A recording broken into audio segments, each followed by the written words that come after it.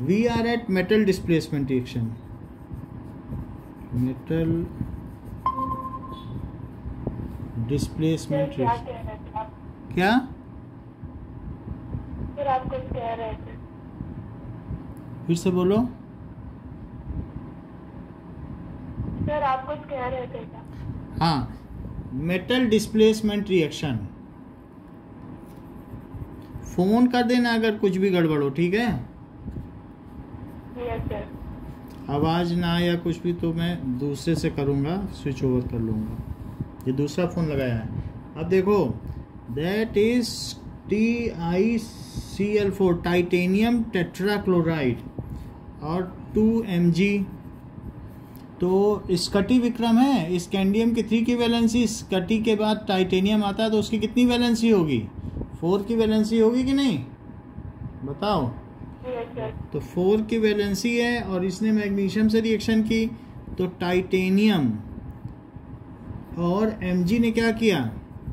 Mg उससे ज़्यादा reactive है, तो Mg ने उसको डिस्प्लेस कर दिया कि भाई तुम हटो और हम डोनेट करेंगे।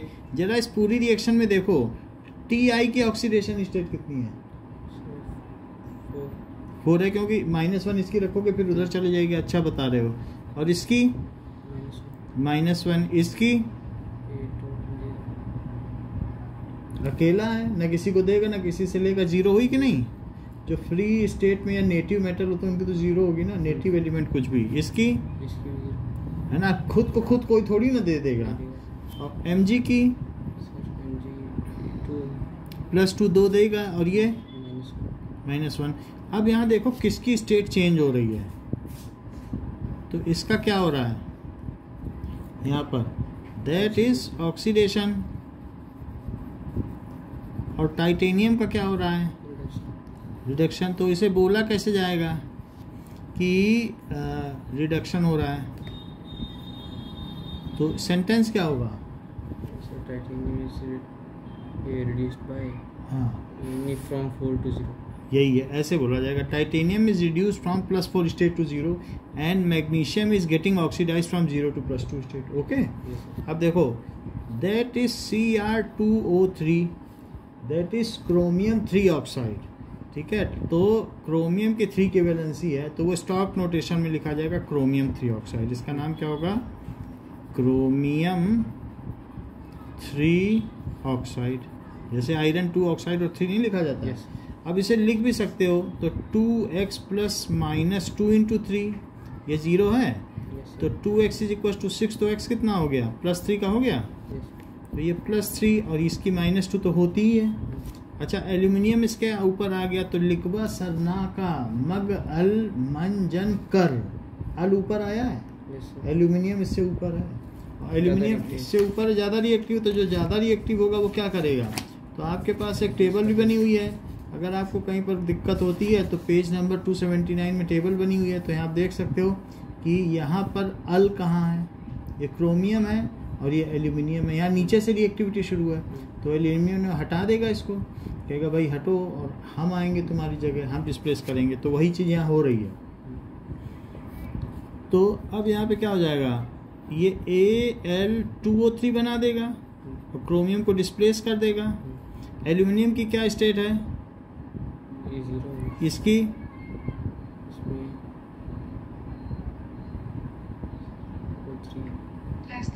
+3, इसकी माइनस, इसकी 0।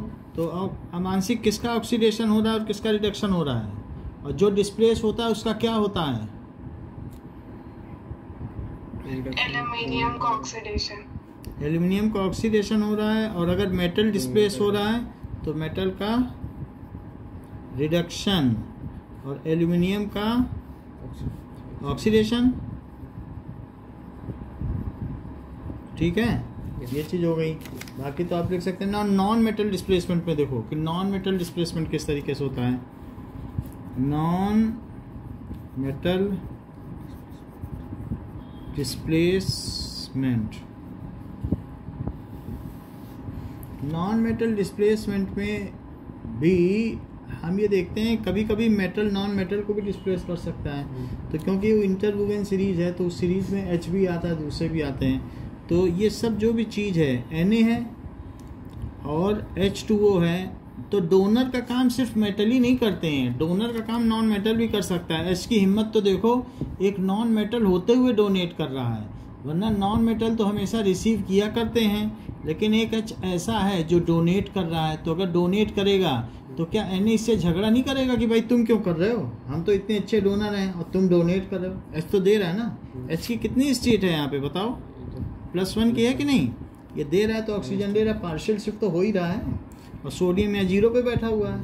तो जबकि डोनर ये अच्छा है और ये दे रहा है उसके होते हुए, राजा के होते हुए सामंत दे रहा है। तो ये क्या करेगा, Na क्या कर देगा कि भाई खुद का ये बना लेगा NaOH, और एक H बचा तो उससे कहेगा मैंने तो कंबाइन कर लिया है, आप हाफ H2 बन के निकलो। तो मतलब मैंने इस तरह से कर दिया। अब इंटू 2 कर दो तो सारी बैलेंसी पूरी, तो 2Na + 2H2O, सो 2NaOH और प्लस H2। अब देखो ये 0 हुआ, ये +1 हुआ, ये -2 हुआ, ये +1 हुआ, और ऑक्सीजन -2 हुआ, और ये +1 हुआ, और ये 0 हुआ। सभी की स्टेट है। ऑक्सीजन में वेरिएशन है क्या? ऑक्सीजन में कोई वेरिएशन नहीं है। सोडियम का क्या हो रहा है? ऑक्सीडेशन। और हाइड्रोजन का क्या हो रहा है? रिडक्शन। तो ये रिडक्शन हो गया।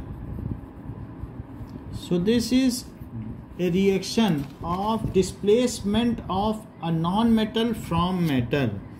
This is a reaction in which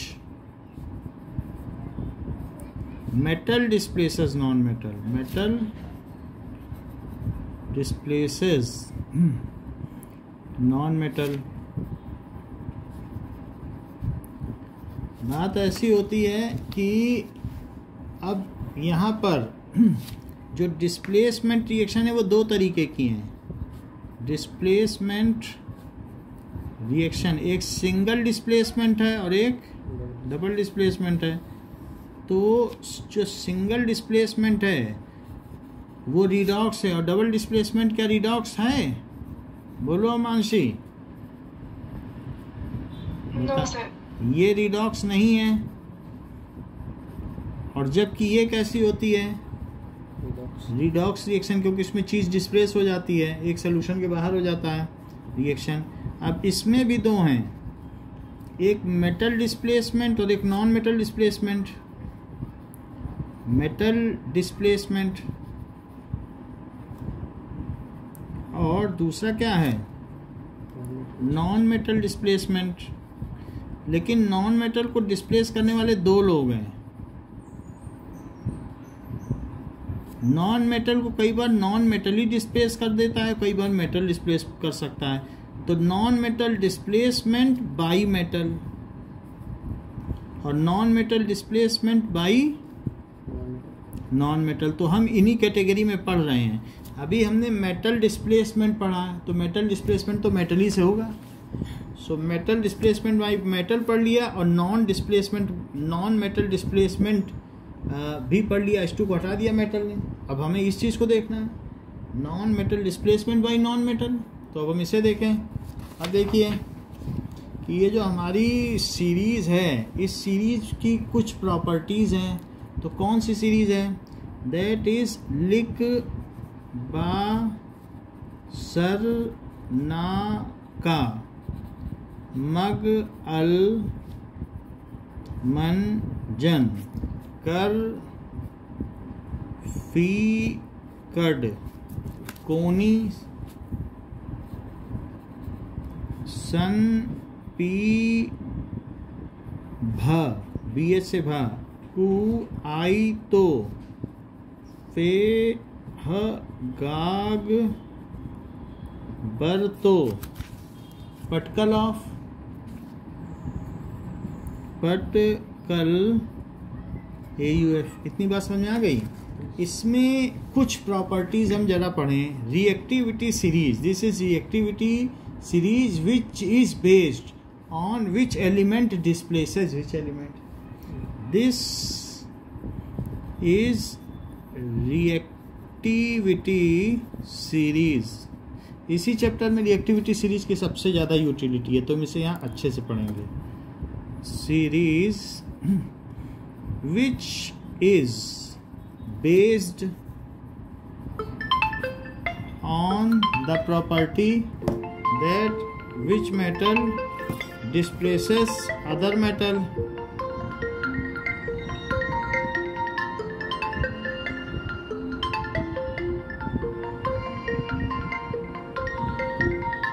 एक minute.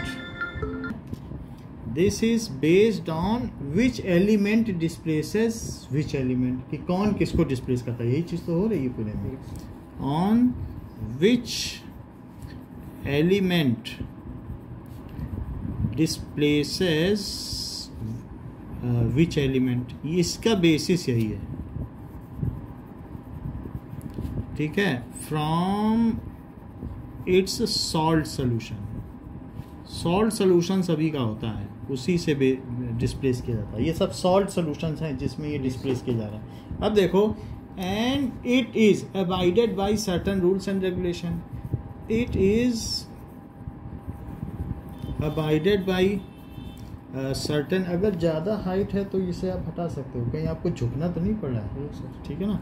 It is abided by certain rules. तो कौन कौन सा रूल है कि upper metal displaces lower metal from its salt solution. Upper metal ज़्यादा रिएक्टिव है, सो अपर मेटल जो ऊपर है डिस्प्लेसेस जो भी उसके नीचे के हैं ऑल लोअर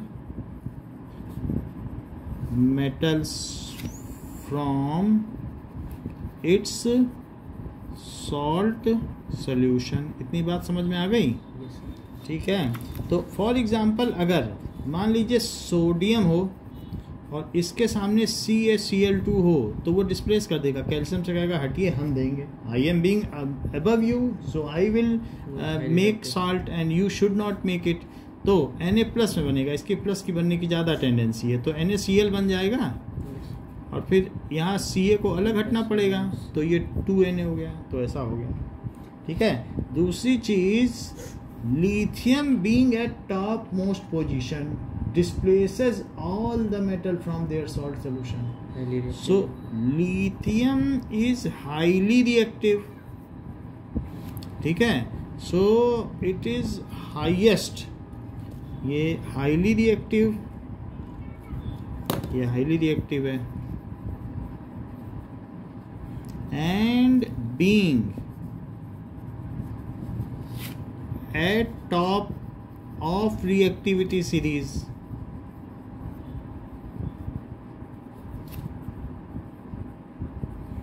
डिस्प्लेसेस क्या होगा, अदर मेटल्स, नॉन मेटल को भी कर लेगा, उसमें एक सिर्फ हाइड्रोजन पड़ता है और किसी को नहीं, ठीक है।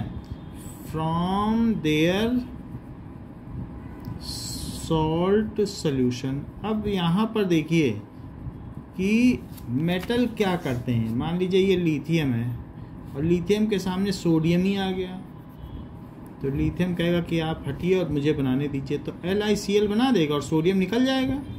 लिथियम की जहाँ 0 की वैलेंसी तो +1 हो गया, और जिसकी यहाँ पर +1 की थी तो ये क्या हो गया, 0 हो गया। तो क्या ये सोडियम यहाँ क्या हुआ बताइए, रिडक्शन हुआ, और लिथियम फिर क्या कहलाएगा, नहीं, लिथियम रिड्यूसिंग एजेंट कहलाएगा, क्योंकि इनकी उपस्थिति में हुआ। इसने अपना इलेक्ट्रॉन पकड़ा दिया, बोला मेरा इलेक्ट्रॉन पकड़ो आ जाओ, तो अपना इलेक्ट्रॉन पकड़ा, दूसरे को रिड्यूस कर रहा है। इलेक्ट्रॉन कोई ले रहा है तो रिड्यूस होगा ही। तो स्ट्रॉन्गेस्ट रिड्यूसिंग एजेंट कौन हुआ, हाँ, तो ये रिड्यूसिंग एजेंट हुआ। रिड्यूसिंग एजेंट को रिडक्टेंट भी कहते हैं, इसका दूसरा नाम क्या है, रिडक्टेंट, रिड्यूसिंग एजेंट, या इसका नाम हो गया reductant. So lithium is the strongest reducing agent. Lithium is the strongest reducing agent. अब जरा हम अपनी टेबल देखें तो हमारी टेबल में भी ये बात कही गई है कि कौन सा रिड्यूसिंग एजेंट है। देखो increasing strength of reducing agent तो सबसे ज़्यादा किसे माना गया है, तो अपनी टेबल में देखो, ये टेबल दिख रही है, increasing strength of reducing agent, कौन रिड्यूसिंग एजेंट सबसे ज़्यादा है बताओ। पेज नंबर 279 में देख लो। सर जैसे कि जितने भी नॉन मेटल हैं उनमें से बस ये हाइड्रोजन ही मतलब डोनेट कर सकता है। हाइड्रोजन ही डोनेट कर सकता है, और तो सब लेने वाले हैं। हाइड्रोजन के पास सिंगल है तो डोनेट कर सकता है, और कोई नहीं कर सकता। वही एक ऐसा केस बनता है कि मेटल डिस्प्लेस करे नॉन मेटल को, हाइड्रोजन कोई कर सकता है, बाकी कोई किसी को नहीं कर सकता, क्योंकि हाइड्रोजन H+ भी बनाता है और H- भी, और बाकी नॉन मेटल कोई प्लस तो नहीं बनाते हाइड्रोजन के बाद, सब तो माइनस ही बनाते हैं। अच्छा, दूसरी चीज़ अब देखो कि हमने देखा कि टॉप मेटल क्या कर रहा है, ये लोअर मेटल को क्या कर रहा है, डिस्प्लेस कर रहा है कि नहीं। तो यहाँ पर in case of non metal, lower non metal displaces upper non metal. Non metal में उल्टी चलती है रिएक्टिविटी सीरीज, फ्लोरीन ज़्यादा रिएक्टिव है, ये ना सोचना कि ऊपर का नॉन मेटल भी ज़्यादा रिएक्टिव है। In case of non metals, lower non metal displaces, lower non metal क्या करेगा, अपर नॉन मेटल को। मेरा कहने का मतलब है अगर मैं नॉन मेटल सेलेक्ट करूं तो जैसे फ्लोरीन, क्लोरीन, ब्रोमीन और आयोडीन है, तो इन सब में सबसे ज़्यादा रिएक्टिव फ्लोरीन है, फिर क्लोरीन है, और फिर ब्रोमीन है, और फिर आयोडीन है। मान लीजिए फ्लोरीन आ गया और HCl है, ये लेने वाला है और ये देने वाला है। कह रहा कि अरे तुम कैसे ले रहे हो, तुमसे बड़ा भिखारी मैं हूँ, मैं लूँगा। ये लेने वाला है, सो एक्सेप्टर ये बेटर है, तो कहेगा आप हटिए और मुझे लेने दीजिए, तो ये HF बना लेगा और Cl के इलेक्ट्रॉन छीन के बोलेगा आप Cl2 बना के निकलो, आपस में शेयरिंग करो, यहाँ लेने वाली कोई ज़रूरत नहीं है, तो Cl2 बना देगा। अब बाकी को हम इसको बैलेंस कर लें, तो ये चीज़ है। तो आप ये देखिए ये जो फ्लोरीन है इसका क्या हुआ है, ये 0 से -1 के स्टेट में पहुंचा है। हाइड्रोजन को तो खैर देना ही है, चाहे उसे दे, और क्लोरीन माइनस से 0 की स्टेट में पहुंचा है। क्लोरीन का ऑक्सीडेशन हुआ, और किसने ऑक्सीडाइज किया, तो फ्लोरीन क्या हुआ, ऑक्सीडाइजिंग एजेंट, और इसका रिडक्शन हो गया। तो जब क्लोरीन का ऑक्सीडेशन किसने किया, फ्लोरीन ने, क्योंकि छीन लिया उसका इलेक्ट्रॉन, और जो छीनेगा तो वो दूसरे के ऑक्सीडेशन नंबर को बढ़ा देगा। तो ये क्या हुआ, फ्लोरीन एक अच्छा ऑक्सीडाइजिंग एजेंट हुआ। तो सबसे अच्छा ऑक्सीडाइजिंग एजेंट कौन है, डाइजिंग एजेंट, या ऑक्सीडेंट भी बोला जा सकता है, ऑक्सीडेंट। इतनी बात हो गई। तो यहाँ पर ये चीज़ है। सो फ्लोरीन इज, जरा देखो तो ऑक्सीडाइजिंग एजेंट सबसे अच्छा क्या है। So fluorine being at bottom most position displaces all other non-metal from their salt solution. So fluorine at bottom most में, तो bottom most position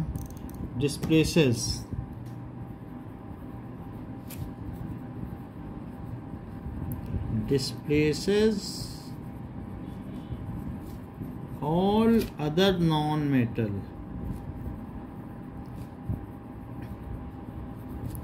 from their salt solution, और खुद रिड्यूस हो जा रहा है क्या, and self gate reduced, and तो सर इसका ये रिड्यूसिंग एजेंट जब खुद रिड्यूस हो रहा है तो दूसरे को ऑक्सीडाइज कर रहा है। अगर एक आदमी को घाटा होगा तो दूसरे को मुनाफा होगा। जैसे एक राजा और एक रंक है, तो एक देगा तो एक लेगा, दोनों को कभी घाटा नहीं हो सकता है।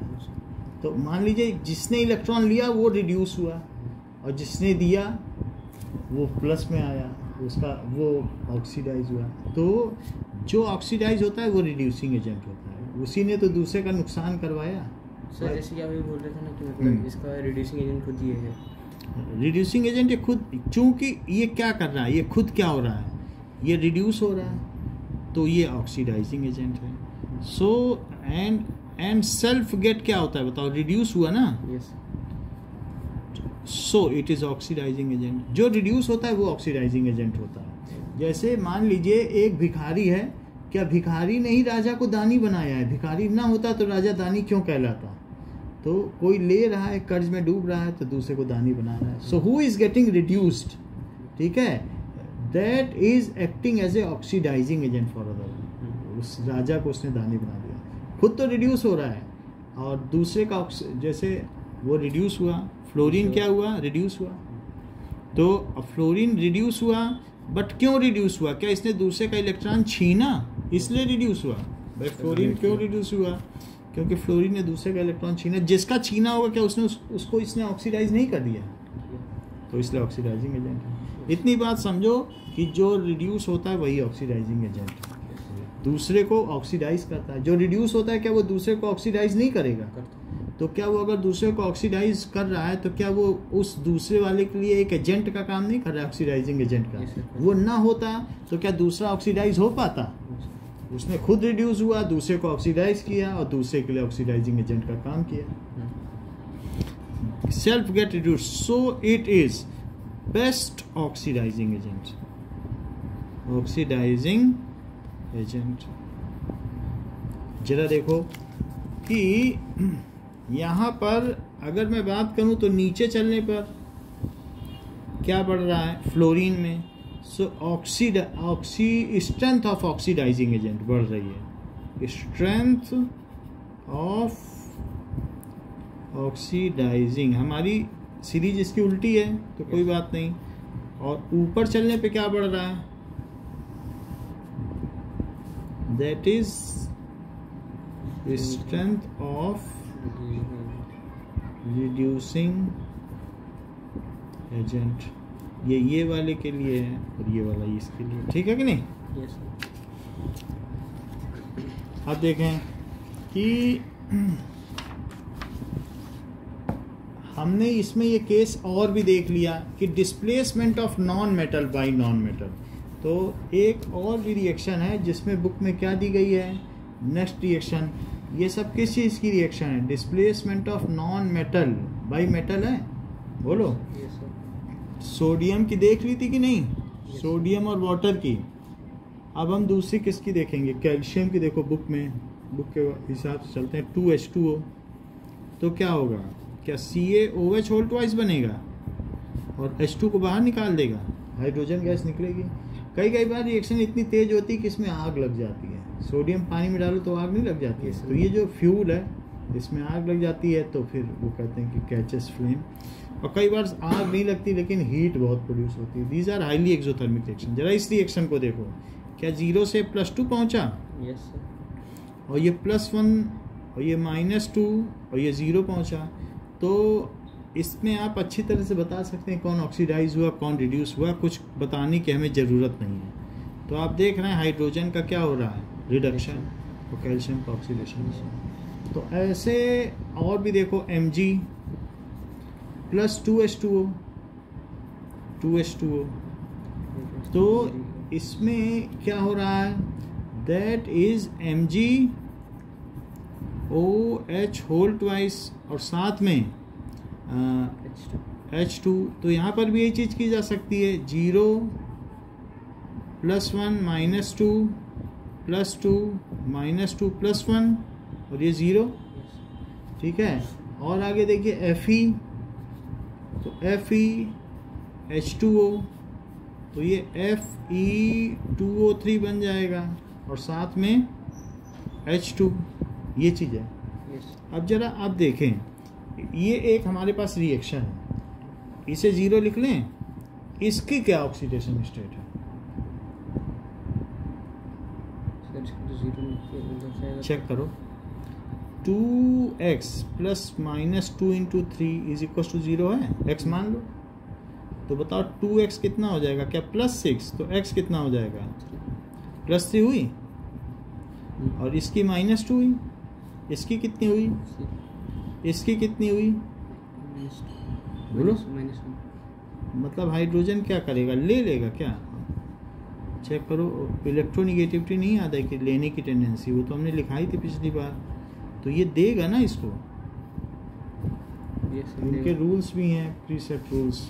सो ये +1 है ना, और +1 ये दे देगा एक, तो +1 और इसकी -2। इतनी बात हो गई है मानसी। अब हम इसको बैलेंस करेंगे कि आयरन से देखो H2O, क्योंकि कई बार हम इन रिएक्शन को बैलेंस नहीं कर पाते हैं। So let us start balancing कि इसकी 0 +1 -2 +3 -2 और क्या है 0। तो Fe यहाँ से यहाँ एक एटम में कितने का इलेक्ट्रॉन का, पहली बात बताओ, लॉस है कि गेन? ठीक है, लॉस हुआ 3 का तभी प्लस चार्ज है, इलेक्ट्रॉन गेन करता तब तो निगेटिव रहता, गेन तो नहीं है। डोनेट किया तभी तो प्लस चार्ज आया। तो 3 का लॉस है, लेकिन 2 एटम पे कितने का लॉस है? 6 का। सो लॉस ऑफ इलेक्ट्रॉन कितने का हुआ? 3 × 2। 2 क्यों लगाया? क्योंकि हम इस फार्मूले को तो नहीं बदल सकते, तो हमें 2 मजबूरन लगाना पड़ेगा। तो क्या 6 इलेक्ट्रॉन का लॉस है?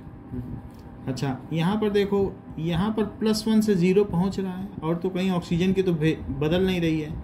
तो अब बताओ, पॉजिटिव से कोई 0 पहुँचे तो उसने इलेक्ट्रॉन लिया है या दिया है? लेकर ही तो 0 पहुँचेगा। तो इसमें गेन हुआ है, और गेन ऑफ 1 इलेक्ट्रॉन पर एटम पे कितने का गेन हुआ है? 1 इलेक्ट्रॉन, और लेकिन × 2 है क्योंकि 2 एटम है, और 2 से तो काम नहीं चलेगा ना, क्योंकि यहाँ तो 6 है। तो क्या और 3 नहीं करना पड़ेगा? तभी तो 6 इलेक्ट्रॉन होंगे। उस 3 के लिए क्या यहाँ 3 नहीं लगाना पड़ेगा और यहाँ 3 नहीं लगाना पड़ेगा? तो क्या यही इसकी बैलेंसिंग है? बोलो, बैलेंसिंग समझ में आ गई कि किस तरीके से करते हैं? क्योंकि जितना गेन ऑफ इलेक्ट्रॉन है उतना लॉस ऑफ इलेक्ट्रॉन है। अमानसी, समझ में आई बैलेंसिंग? Yes sir. अब आगे देखो, तो यहाँ पर एफी ने इसको किया, लेकिन फिर भी मैं आपको बता दूं कि लिख बा सर ना का मग अल मन, तो जन और कर और फी, तो यहाँ से यहाँ तक जो भी हैं वो क्या करते हैं, जैसा बुक कह रही, बुक में पढ़ लेना, ठंडे पानी से रिएक्ट करते हैं। सो रिएक्ट विथ कोल्ड वाटर, अभी दिखा रहा हूँ, बुक में लिखा है उसी के नीचे लाइन। और Mg से लेकर फिर और आगे चलने पर जो हॉट वाटर से रिएक्ट करते हैं, सो दैट इज यहाँ से यहाँ तक आ जाइए। सो रिएक्ट विद हॉट वाटर,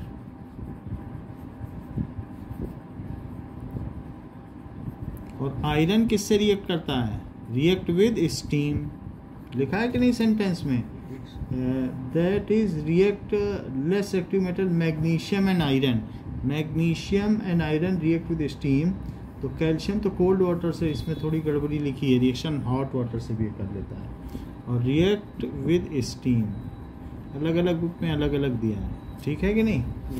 ये चीज़ है, तो रिएक्टिव ये ज़्यादा हुआ, फिर लेस रिएक्टिव, फिर लेस रिएक्टिव, ऐसा हो गया। सो यहाँ पर अब देखो, और कई वाटर से नहीं डिस्प्लेस कर पाते हैं, बट जो Fe से बिलो है वो वाटर से नहीं डिस्प्लेस कर पाएगा, तो वो फिर एसिड से डिस्प्लेस करेगा। कुछ लोग तो वाटर से ही डिस्प्लेस कर लेते हैं, और जो वाटर से न डिस्प्लेस कर पाए वो फिर कैसे डिस्प्लेस करे हाइड्रोजन को? एसिड से। Fe यहाँ 2 हैं, ये Fe2+ वाला है। अगर मान लो वो इतने नीचों से रिएक्ट करेगा तो 2+ बनाएगा, लेकिन अगर उसको सौभाग्य मिला इनको डिस्प्लेस करने पर तो वो और शेयर हो जाएगा, कहेगा अब तो मैं FeCl3 बनाऊंगा। मान लीजिए Fe अगर कोबाल्ट क्लोराइड से करे, निकिल क्लोराइड या PbCl2 के साथ, तो Fe सिर्फ Cl2 बना सकता है। Fe क्या करेगा? अपने यहाँ तक नीचे वाले के साथ करेगा। Fe अगर Pb के साथ करेगा, इस वाले से ऊपर ऊपर 2 Fe है ना, एक Fe यहाँ है और एक Fe यहाँ है, तो 2 Fe हैं, तो इनके बीच में किसी से करेगा तो कैसा होगा बताओ? तब वो 2 की वैलेंसी शो करेगा। जरा फिर से देखें कि if Fe reacts with CuCl2 तो वो कहेगा 2 में संतुष्ट है, FeCl2 बना देगा और साथ में Cu को डिस्प्लेस करेगा। लेकिन यही Fe जब C वाले से नीचे के साथ साल्ट के साथ रिएक्ट करेगा तब इसकी आकांक्षाएं बढ़ जाती हैं, देन इट्स एस्पिरेशन इंक्रीजेस, तब ये 3 की वैलेंसी लेगा। तो यही Fe अगर मान लीजिए AuCl3 के साथ रहा तो वो कहेगा मैं तो अब Cl3 बनाऊंगा, 3 की ऑक्सीडेशन, Au को डिस्प्लेस कर देगा। तो इनसे नीचे वालों के साथ 3 की ऑक्सीडेशन स्टेट देता है और इनसे ऊपर वालों के साथ ये, तो ये Fe की बात है। लेकिन एक बड़ी बात यहाँ ये कही गई है कि metal beyond Fe can not displace hydrogen from water, so they displace hydrogen from acid. So metal below metal which cannot displace hydrogen H2 from water, ऐसे भी हैं जो ऊपर वाले तो कई देखे तो कर ही ले रहे हैं, from water displaces hydrogen from acid. जैसे ऐसा एक एग्जांपल दिखाएं, जिंक ऐसा करता है। कुछ ऐसे भी हैं जैसे जिंक है, इनकी विलिंगनेस नहीं है रिएक्टिव, दूसरे केसेस में है बट यहाँ पर नहीं है। तो आप जिंक की रिएक्शन देखिए, जिंक 2HCl के साथ रिएक्ट करेगा तो क्या बनाएगा, ZnCl2 डिस्प्लेस कर दे रहा है, एसिड से कर लेगा, और 2H2। ऐसा क्यों हो रहा है, क्योंकि यहाँ H जो है प्लस और माइनस में उपलब्ध है और H2O में कोवेलेंट बॉन्ड है, कोवेलेंट बॉन्ड को तोड़ना कठिन होता है, उसके लिए ज़्यादा एंथैल्पी चाहिए। आयनिक बॉन्ड आसानी से तोड़ सकते हैं, पानी में है तो सब H+ घूम रहे, हटा दिया उनको, और H2O तो तोड़ना बड़ा मुश्किल था तो वहाँ नहीं हो पा रहा था, तो इसलिए ये ऐसे कर ले रहे हैं, एसिड से आसानी से डिस्प्लेस कर लेते हैं। यहाँ पर भी वही काम है, यहाँ +2 आ रहा है और यहाँ -1 आ रहा है, ये 0 आ रहा है, ये 0 आ रहा है, तो काम वही हो रहा है। जो मेटल है वो खुद ऑक्सीडाइज हो रहा है, अगर ऑक्सीडाइज हो रहा है तो रिड्यूसिंग एजेंट है, दूसरे को रिड्यूस कर रहा होगा। अच्छा, जिंक भी एसिड से रिएक्ट करता है क्या, Mg भी करता है, तो Mg के मामले में भी इसने कहा है कि एसिड से करेगा HCl। तो ऊपर उसने लिख दिया है कि magnesium do not react with cold hot water, steam से कह रहा है करेगा, स्टीम से भी कर देता है, लिखा है ऊपर Mg रिएक्ट विथ स्टीम, है ना, यहाँ लिख दिया है कि कुछ होते हैं वो स्टीम से रिएक्ट करते हैं। चलो कोई बात नहीं, वो थोड़ा हेर फेर है कि रिएक्टिविटी में। अच्छा, यहाँ पर क्या होगा, क्या MgCl2 हो जाएगा और प्लस H2, Fe और प्लस 2HCl। हमने बताया Fe ज़्यादा नीचे वालों के साथ +3 की वैलेंसी शो करेगा, लेकिन थोड़े नीचे वाले हैं तो उनके साथ कैसी वैलेंसी शो करेगा, जैसे Fe के नीचे H है तो 2 ही तो की करेगा, तो और इन सब के नीचे वालों से करेगा तो 3 की कर देगा। तो FeCl2 और साथ में H2 हो गया, ठीक है। तो इस तरीके से है, use to prepare dihydrogen, ये सारी रिएक्शन लेबोरेटरी में डाई हाइड्रोजन बनाने के काम में आती है। जैसे कि अगर हम लेबोरेटरी में एक स्टैंड लगा दें और स्टैंड में कुछ न करें, इसमें HCl डाल दें, HCl बड़ी आसानी से डाइल्यूट HCl मिल जाएगा बाज़ार में, और उसमें जिंक के जस्ते के टुकड़े डाल दें, तो जिंक मेटल है, शाइनिंग मेटल है, और उसी में HCl भी डाल दें, डाइल्यूट HCl, ये वाली रिएक्शन करा रहा हूँ, तो इससे गैस निकलेगी, बड़ी तेज़ी से बुलबुले निकलेंगे और उससे गैस निकलेगी। सो अब वो जो गैस निकलेगी उसको आप क्या करो कि ये 10th की बुक में बना था, तो ये ऐसे, इसको आप क्या करो, इन बबल्स को सोप सोल्यूशन में उठाओ, तो ये सोप सोल्यूशन में जो बबल उठेंगे और इनमें मैच स्टिक लाओ, तो ये किस साउंड के साथ जलेगा, क्योंकि पॉप साउंड के साथ जलेगा।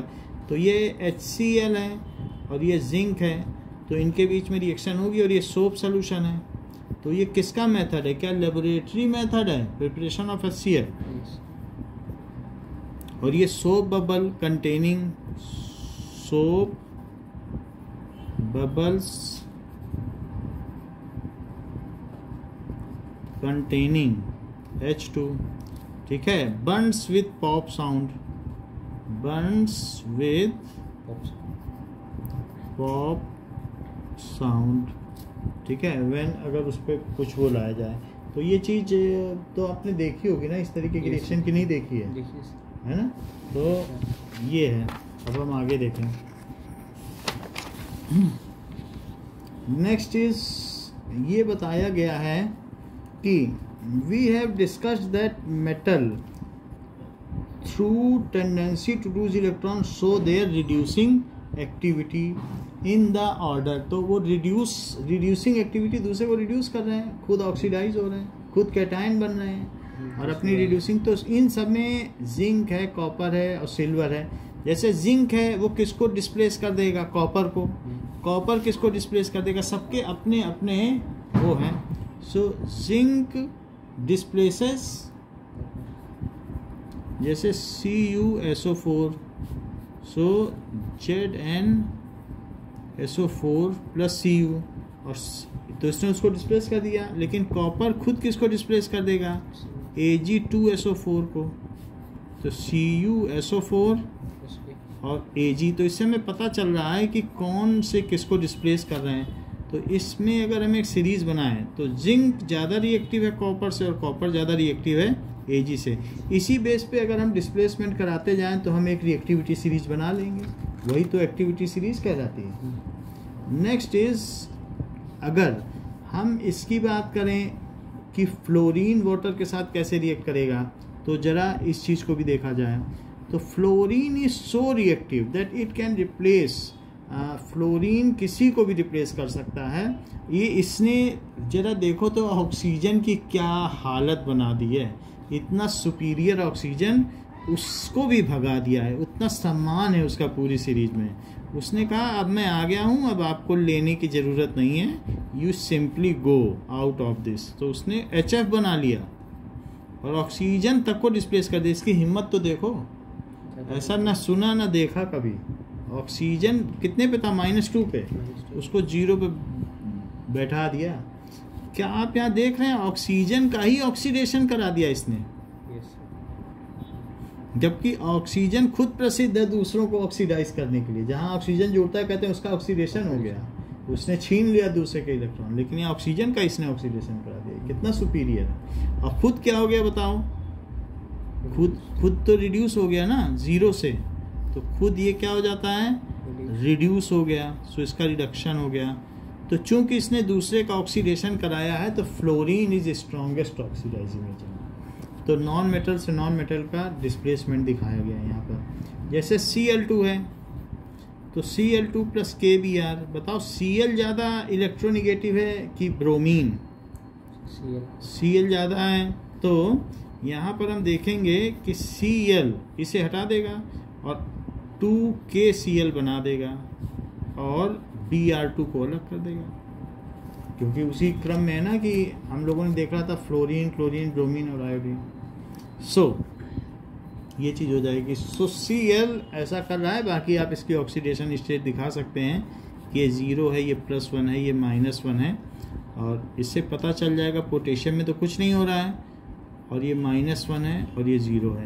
जब हम इसकी आयनिक रिएक्शन दिखाएंगे तो पोटेशियम को छोड़ के दिखाएंगे, दैट इज़ 2Br-, और यहाँ क्या दिखाएंगे, 2Cl- और प्लस Br2। तो उसमें जिसकी ऑक्सीडेशन स्टेट चेंज नहीं हो रही है और सिर्फ उन्हीं को दिखाया जाए तो उसको कहते हैं आयनिक रिएक्शन। आयनिक रिएक्शन में भी एक किसी का ऑक्सीडेशन हो रहा है और एक का रिडक्शन हो रहा है। तो जिसका ऑक्सीडेशन हो रहा है यदि उसी रिएक्शन को दिखाया जाए तो कहते हैं ये ऑक्सीडेशन हाफ रिएक्शन है। जो इलेक्ट्रॉनों का त्याग करता है which is donating electron, that is oxidation half reaction. क्योंकि बढ़त हो रही ना -1 से 0 में, तो ऑक्सीडेशन हाफ रिएक्शन कि कोई भी रिडॉक्स रिएक्शन को ऑक्सीडेशन हाफ रिएक्शन और रिडक्शन हाफ रिएक्शन में तोड़ा जा सकता है। जैसे Cl2 है, क्या वही ये इन दोनों इलेक्ट्रॉनों को एक्सेप्ट करके 2Cl- बना रहा है? तो चूंकि Cl रिड्यूस हो रहा है इसलिए इसे क्या कहेंगे, रिडक्शन हाफ रिएक्शन। ठीक है। So any redox reaction can be split into oxidation half reaction and reduction half reaction, क्योंकि कोई इलेक्ट्रॉन देगा तो दूसरा लेगा। So any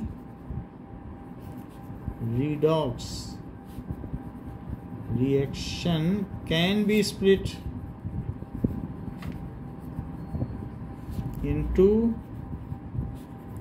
oxidation half reaction और दूसरा and reduction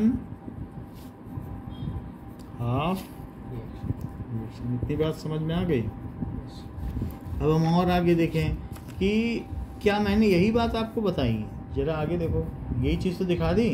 Cl2 अगर Cl2 की आयोडीन के साथ भी हो सकती है, जैसे Cl2 है और Ki है, तो Ki के साथ भी वही अंजाम होगा जो ब्रोमीन के साथ है, वो तो ऊपर है ना उसके।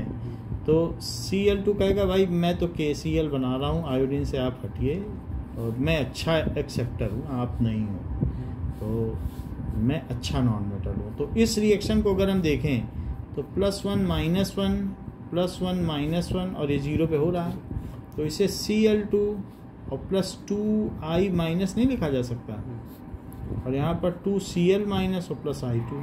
तो ये रिएक्शन हमने दिखा। बाकी सबकी लिस्टिंग ऑफ ऑक्सीडेशन स्टेट तो करनी ही होती है। ऐसे ही Br2 का अगर सामना हुआ I2 से तो Br2 भारी पड़ेगा। Br2 का अगर 2Ki से सामना पड़ा तो Br2 का हम तो आपसे नीचे हैं और हम मोर रिएक्टिव हैं, सो 2KBr बन जाएगा। और साथ ही साथ I2 को डिस्प्लेस होना पड़ेगा, I2 तो सबसे डिस्प्लेस हो जाएगा। तो आप देखिए 0 +1 -1 और +1 -1 और 0। तो यहाँ पर भी अगर मैं इसकी सिर्फ आयनिक रिएक्शन लिखूँ तो 2I- लिखूँ और 2Br- लिखूँ +I2। अमानसी समझ में आई बात? बोलो। Yes sir. इसको कहते हैं इंटर हैलोजन डिस्प्लेसमेंट रिएक्शन। क्या हैलोजन आपस ही में एक दूसरे को डिस्प्लेसमेंट कर रहे हैं? बताइए। Yes sir. It is called inter halogen displacement reaction.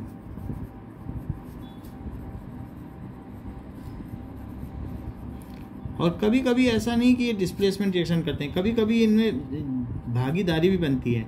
जैसे IF7, इसको कहेंगे inter halogen compound, iodine हेप्टाक्लोराइड।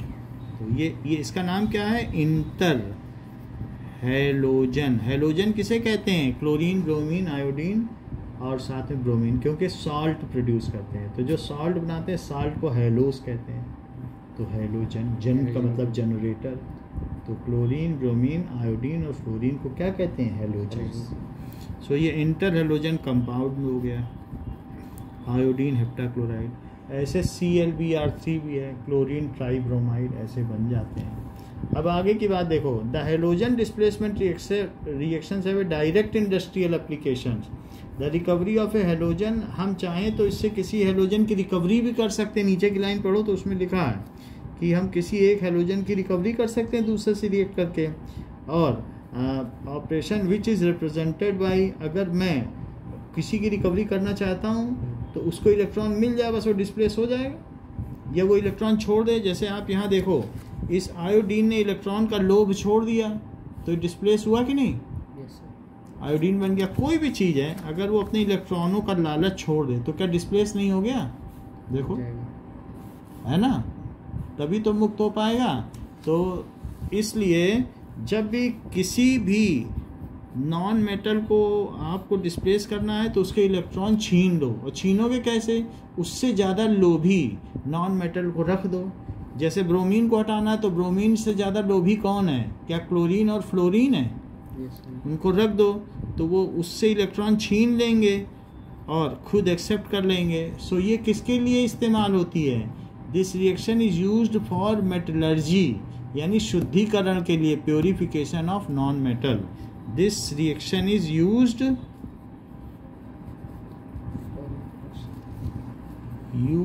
For metallurgy of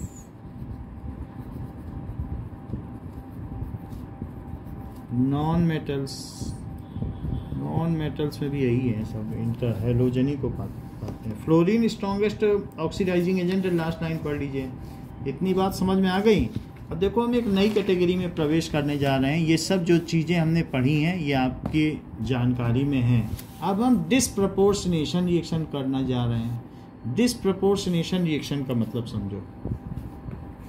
disproportionation reaction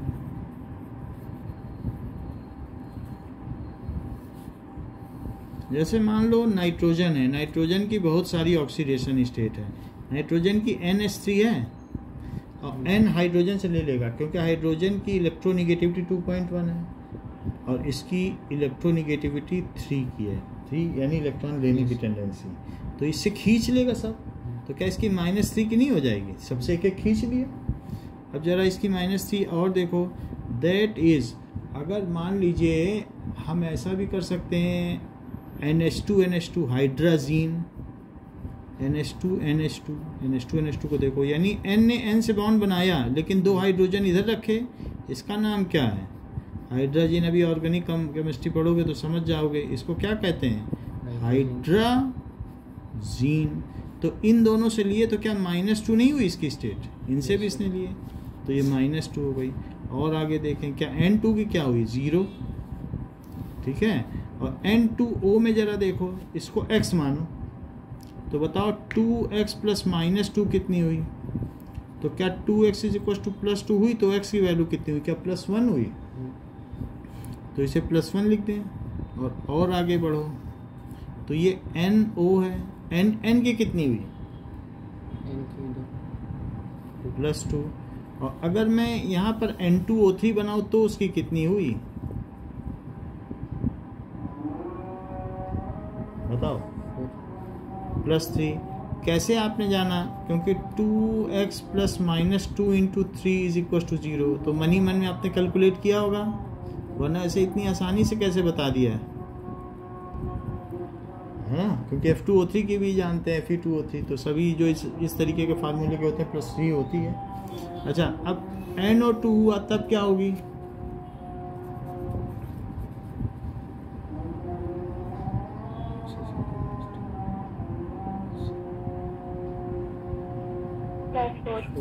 +4।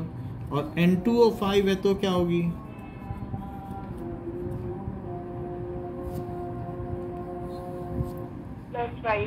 +5, क्योंकि वैसे ही करना 2x और फिर उधर कर दोगे 10 चला जाएगा। अब अगर मान लो कहीं बीच की स्टेट में है तो वो साथ ही साथ खुद को रिड्यूस भी कर लेगा और खुद को ऑक्सीडाइज भी कर लेगा। यानी अगर मान लीजिए कोई ऐसी चीज हो जिसकी if any element exists in more than 2 oxidation state, then from any of the middle state it simultaneously get oxidized and reduced. This is called disproportionation reaction. जरा इस चीज़ को देखें। अगर मैं कहूँ कि ऑक्सीजन की, तो ऑक्सीजन की ये मुझे बताओ कि ये बताइए O2 में क्या स्टेट है और H2O2 में क्या स्टेट है और H2O में क्या स्टेट है?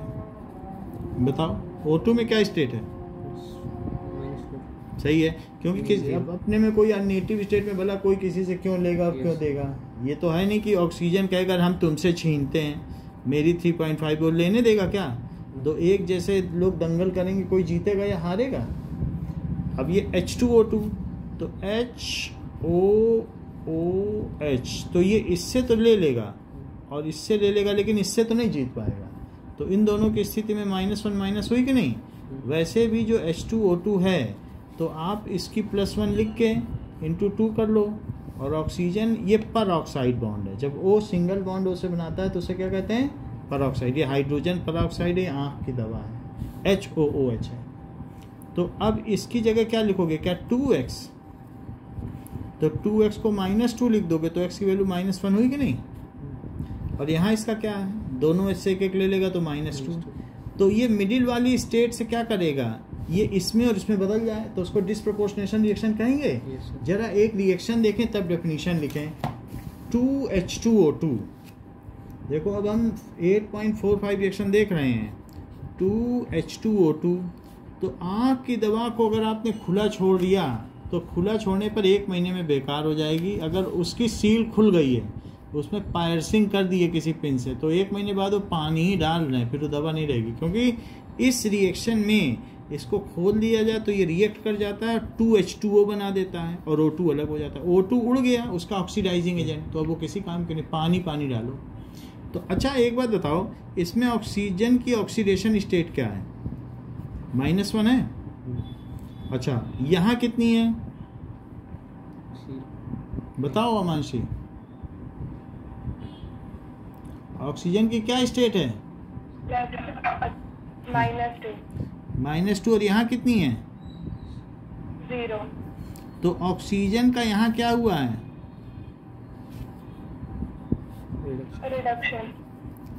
रिडक्शन। और यहाँ क्या हुआ है?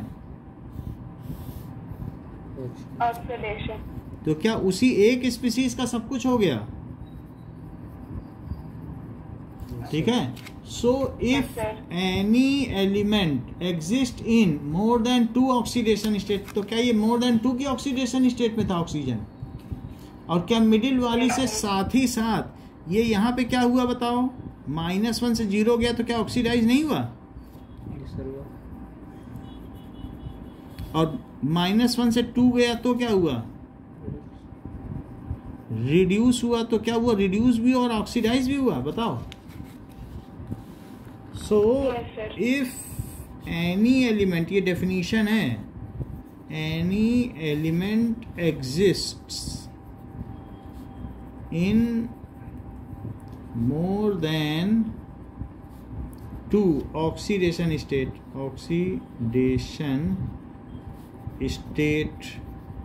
then from any of its middle oxidation state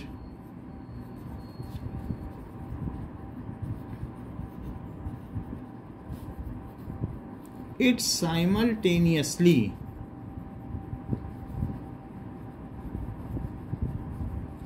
oxidize and reduce, खुद को ऑक्सीडाइज कर लेगा और क्या कर लेगा? रिड्यूस, खुद को रिड्यूस भी कर लेगा। तो दिस इज कॉल्ड, इसे क्या कहेंगे? Disproportionation reaction.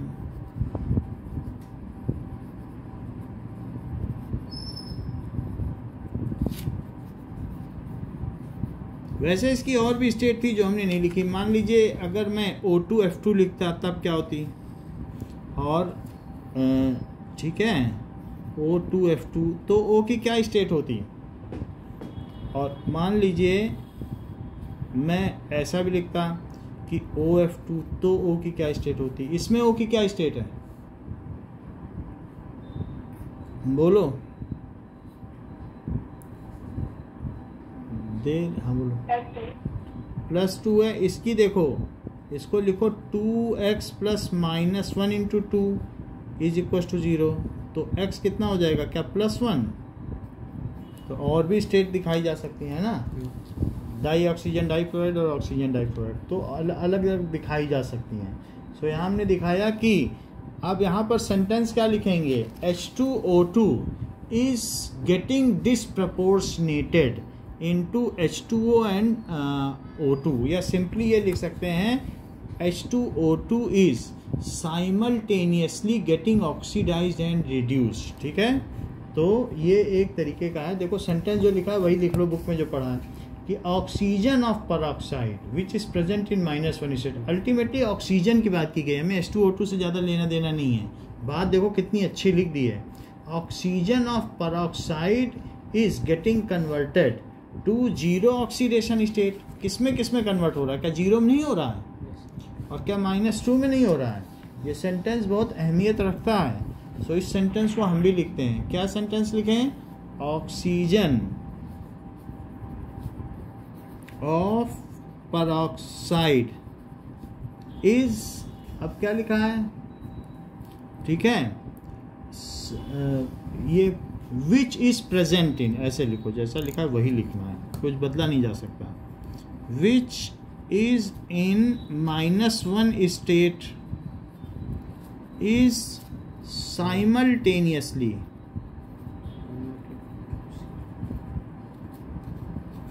ठीक है अब ये क्या कर रहा है, अगर O2 में चला गया तो ऑक्सीडाइज हो गया, oxidise to zero state and reduced to, और रिड्यूस किस में हो रहा है, टू -2 स्टेट। समझ में आ गई बात? दिस इज अ केस, पूछा जाएगा जस्टिफाई करो ये डिस्प्रपोर्शनेशन है, तो है this is a case of disproportionation.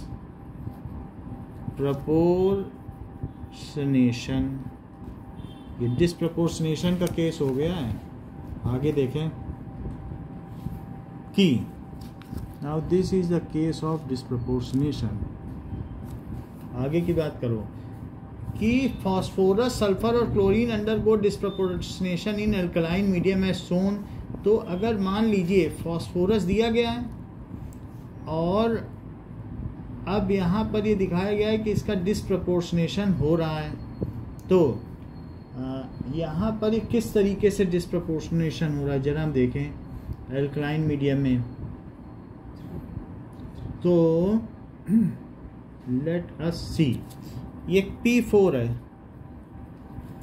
और 3NaOH, फास्फोरस ने NaOH के साथ रिएक्ट किया और साथ में वाटर है, तो अब ये क्या करेगा, फॉस्फीन बना देगा और साथ में 3NaH2PO2 बनाएगा। जरा फिर से समझो, Na की कितनी इलेक्ट्रोनिगेटिविटी, क्या 0.9, H की कितनी, क्या 2.1, फिर P की कितनी, क्या 2.5 और O की कितनी, क्या 3.5। तो जो भी चीज़ें लिखी जाएंगी वो किस क्रम में लिखी जाती हैं, क्या लोअर इलेक्ट्रोनिगेटिविटी से हायर इलेक्ट्रोनिगेटिविटी? बताओ मानसी,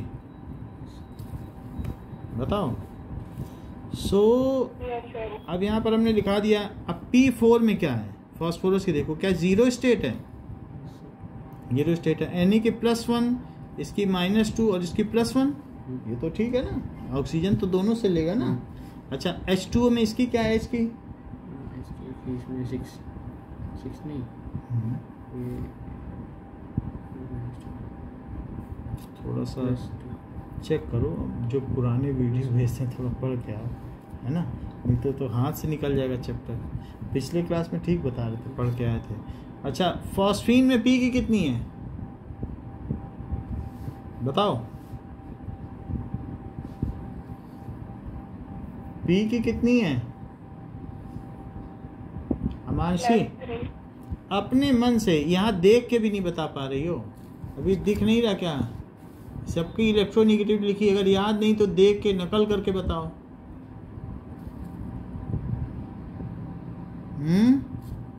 P की कितनी इलेक्ट्रोनिगेटिविटी है? 2.5। और हाइड्रोजन से ज्यादा है कि कम? तो हाइड्रोजन को दे देगा क्या, इतना सीधा है? No sir. फिर क्या क्या होनी चाहिए बताइए भाई। सर क्या? P की ऑक्सीडेशन स्टेट तो बताओ फॉस्फीन में। -3। क्योंकि जो P है वो इस H से भी लेगा, इस H से भी लेगा और इस H से भी लेगा, लेगा ही तो। जब उसके पास इलेक्ट्रोनिगेटिविटी तो क्या वो देगा, बताओ। अच्छा Na की क्या होगी, अब इसका स्ट्रक्चर बनाते हैं, +1, इसकी भी +1 और इस फास्फोरस की, ये सब हम देख के बताते हैं। इसका स्ट्रक्चर बताएंगे तो फिर आपको पता चल जाएगा। जरा देखो कि यहाँ तक हमने पढ़ लिया, तो P4 के बारे में तो आपको मालूम है कि फास्फोरस है।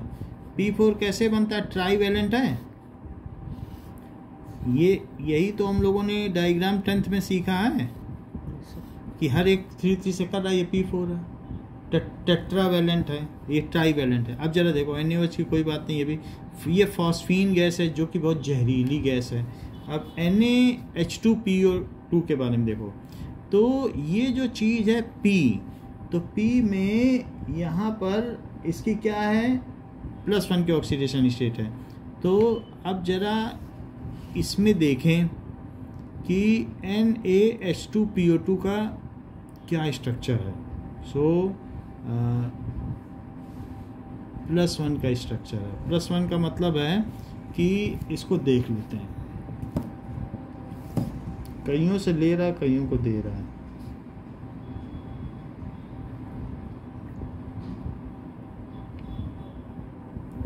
Structure of sodium hypophosphite.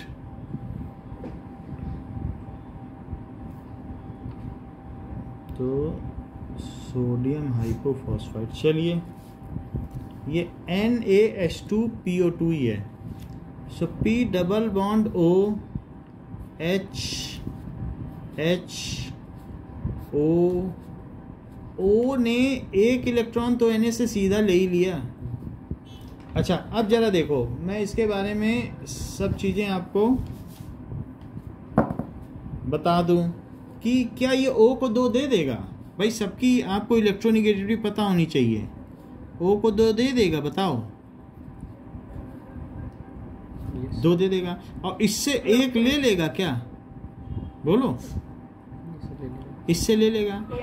2 इसे दे रहा है, 1 इसे दे रहा है, 3 दे रहा है, 2 ले रहा है, तो नुकसान इसे कितने का है?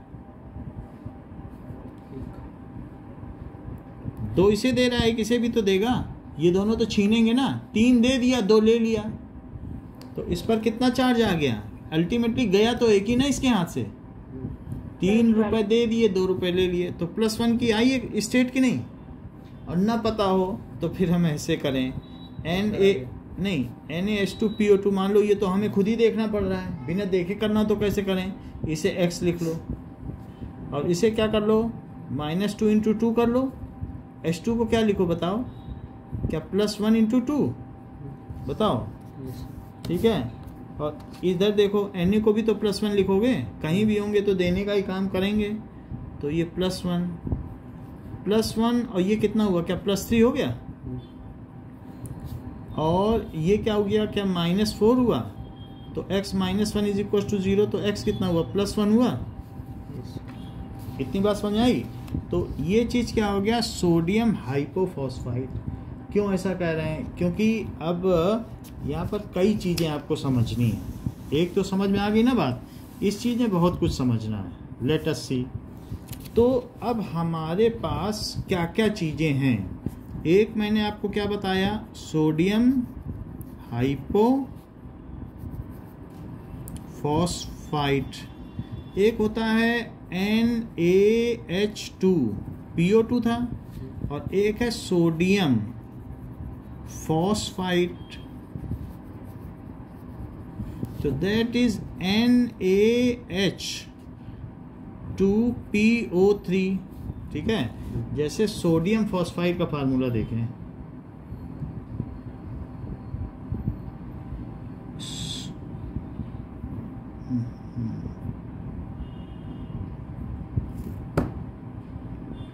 चलो इसमें +3 की वैलेंसी होगी, कोई बात नहीं। तो अब हम इसमें देखें क्या क्या होगा। ये दोनों हाइड्रोजन इसके कैसे हैं? एसिडिक हाइड्रोजन है कि रिड्यूसिंग हाइड्रोजन?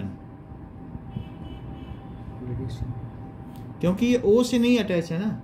O से अटैच होते तो ये H+ बन के निकलते, ये सिंपली हटेंगे इससे। तो ये दोनों कैसे हाइड्रोजन हुए? रिड्यूसिंग हुआ। रिड्यूसिंग हाइड्रोजन जब O से अटैच होंगे तो एसिडिक होंगे, क्योंकि H+ बन के निकलेंगे। यहाँ पर अब हम इसमें देखें कि ये क्या चीज़ है। तो फॉस्फोरस अगर 2 इसे दे, 2 इसे दे, 5 होते हैं ना इसके पास। तो अब देखो कि टोटल तो 5 ही हैं, 1 O- और Na+, 5 तो इसके बॉन्ड हो गए। अब ये काम नहीं कर रहा है।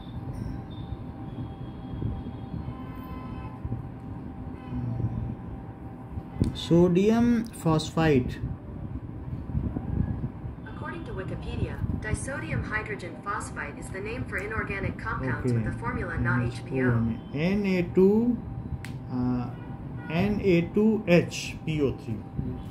तो ये लिखो Na2 सोडियम फॉस्फाइड है ना, Na2HPO3। ये चीज़ देखो, तो इसमें क्या है कि 2 पे 1 H लगा दो और फिर साथ में क्या है, फिर ये Na2 पे लगाओ, इतना है Na2HPO3। समझ में आई बात?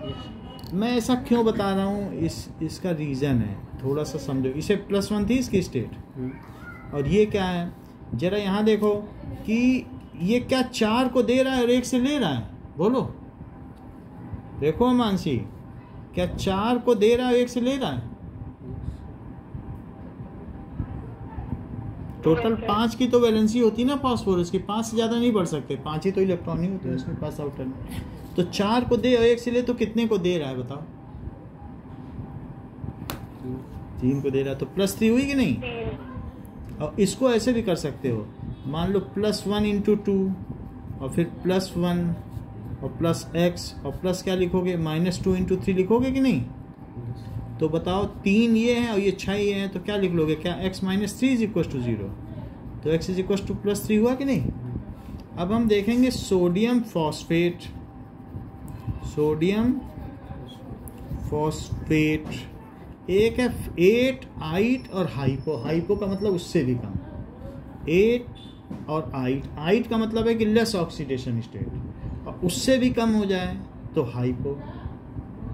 और 8 की हाईएस्ट ऑक्सीडेशन स्टेट, 8 आइट और हाइपो आइट।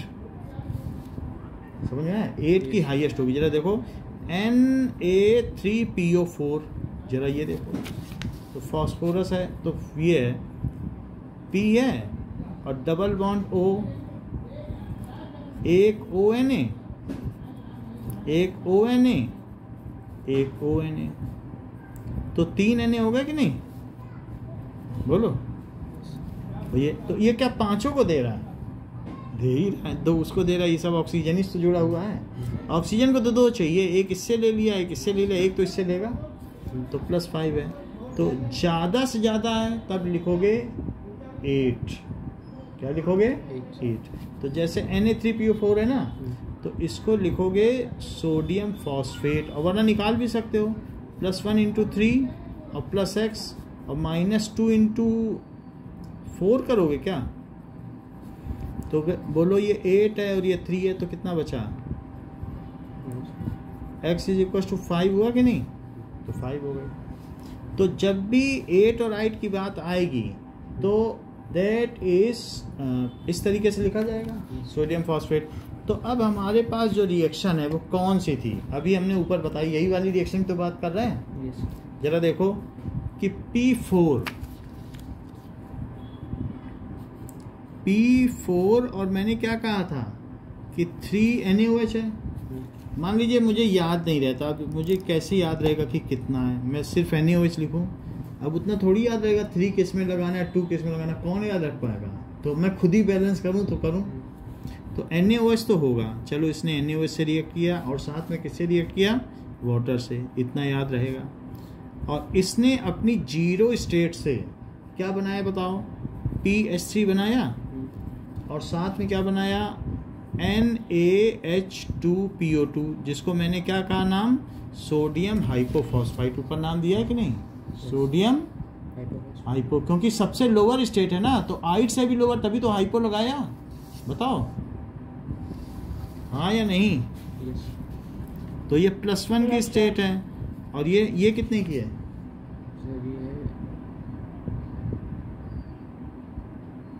बताइए मानसी। -3। और बाकी सबकी स्टेट में कुछ खास फर्क नहीं आ रहा है, फास्फोरस के में ही आ रहा है, क्योंकि हम डिस्प्रोपोर्शनेशन पढ़ रहे हैं।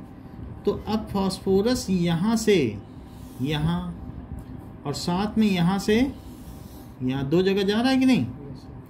यहाँ से यहाँ इसको क्या हो रहा है बताओ? यहाँ से इलेक्ट्रॉन का गेन हो रहा है कि लॉस?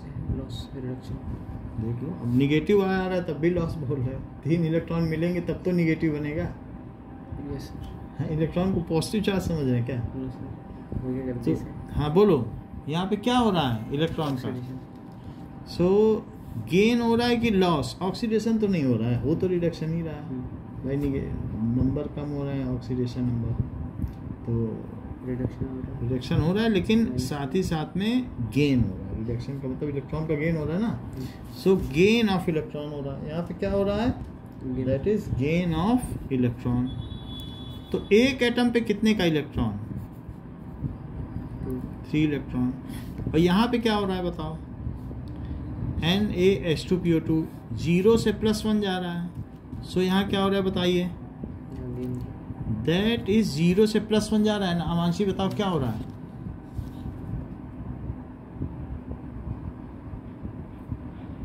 ऑक्सीडेशन। ऑक्सीडेशन की बात नहीं हमें करनी देनी। हाँ लॉस, क्योंकि हमें जब वैलेंसी करनी है तो एक इलेक्ट्रॉन देगा तभी प्लस पे पहुंचेगा। लेकिन जो गेन और लॉस इक्वल होना चाहिए, तो मैं ऐसा क्या कर दूं कि गेन और लॉस इक्वल हो जाए? मैं इसमें 3 का मल्टीप्लाई कर दूं क्या? तो जो गेन होगा वो तो यहाँ 3 कर दूं। लेकिन अगर Na पे 3 है तो क्या यहाँ भी 3 करूं? बोलो, समझ में आ गई बात कि नहीं? बताइए। और बाकी अब ऑक्सीजन को आप बैलेंस कर लें, क्योंकि यहाँ कितनी ऑक्सीजन है तो देख लो। यहाँ पर टोटल कितनी ऑक्सीजन है बताइए? 3 2 जा 6 है। और यहाँ सिर्फ 3 है, तो एक 3 और यहाँ भी तो लगाना पड़ेगा। बोलो, बैलेंसिंग समझ में आ गई? Phosphorus from 0 oxidation state is simultaneously getting reduced to -3 state and oxidized to +1 state. Hence, it is a disproportionation reaction. Repeat करो sentence.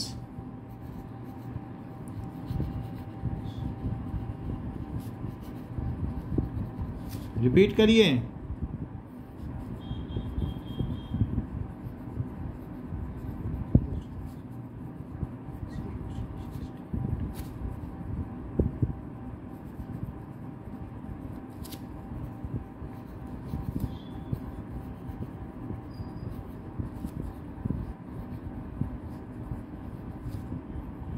Reduced to -3 and oxidized to +1 state. बोलो, बात समझ में आई? Is it okay? फिर repeat करने में क्या दिक्कत थी?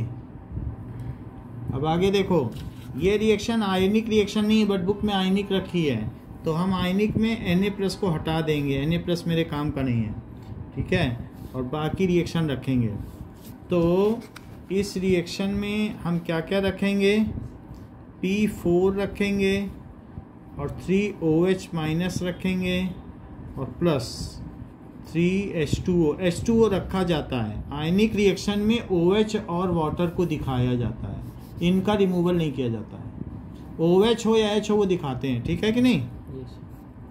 और PH3 रखेंगे, Na+ को हटा देंगे, आयंस है वो फ्रीली घूम रहे हैं, उनको घूमने देंगे, तो क्या दिखाएंगे?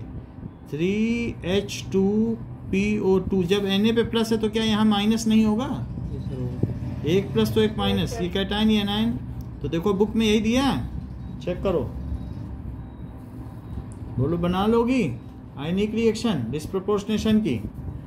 अब जब ये बना लोगी तो यहाँ पर अब आप धड़ल्ले से दिखाओ कि ये रिडक्शन है, क्योंकि अब बैलेंस कर चुके हो तो शान से दिखाइए। और इसका क्या दिखाओ? यहाँ पर ऑक्सीडेशन है। लेकिन ये जो भी क्लैरिफिकेशन होगा यहाँ लिखना पड़ेगा, ये 0 है, ये -3 है, बाकी चाहे किसी की दिखाओ चाहे ना दिखाओ, इसकी दिखानी पड़ेगी। समझ में आई बात? बताइए। ठीक है, अगर आई है साहिल तो अगला बता लोगे, और नहीं आई तो नहीं बता पाओगे।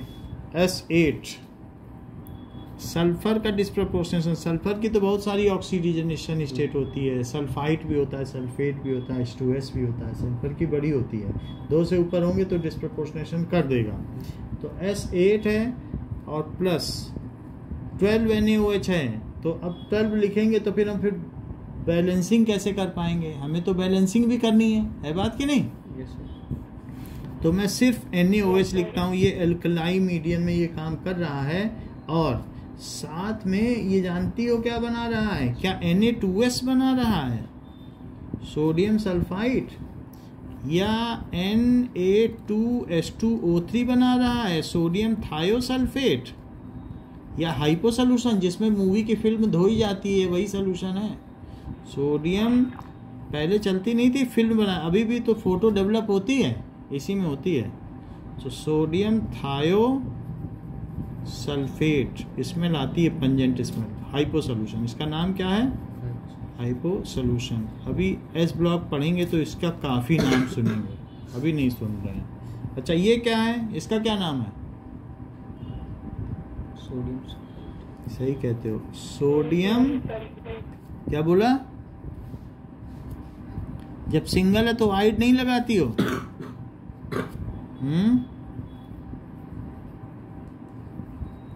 ठीक है, एसिड है। तो यहाँ तो आपको ये देखना होगा ना कि कुछ चीज़ें तो आपको देखनी पड़ेंगी, वरना बात बिगड़ जाएगी। जैसे कि ये है, ये देखो,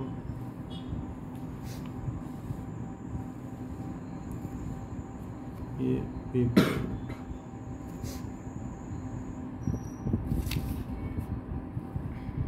अब देखो यहाँ पर जो S2 माइनस है और SO3 2 माइनस और SO4 2 माइनस, इसका क्या नाम है, इसका क्या नाम है और इसका क्या नाम है? तीनों का नाम बताओ।